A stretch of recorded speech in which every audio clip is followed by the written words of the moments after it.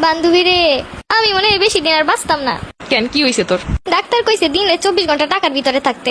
আমার নাকি রক্তে টাকা নাই, কিডনিতেও টাকা নাই, হার্টে টাকা নাই। ও মা গো, কথা কইতেও কষ্ট হয়, কোথায়ও টাকা নাই।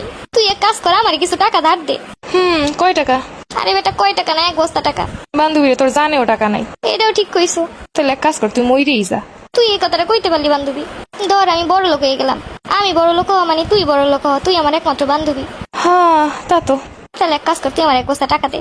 আমি তো নিজের সই কোনোদিন 1 বস্তা টাকা দিই না, তোরে কেমনে দিব?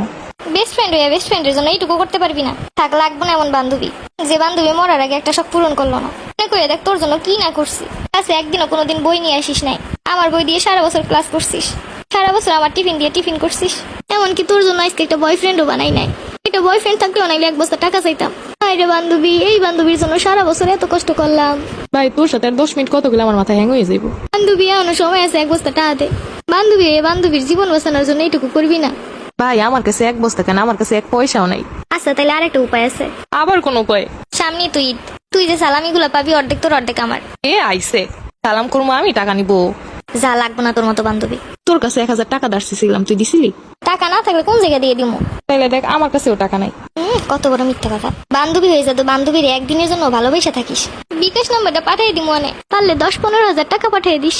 যাই হোক, এবার একটা ঘুম দে, ঘুমাই ঘুমাই যদি আবার টাকা স্বপ্ন দেখি, সেটা একরকম শান্তি।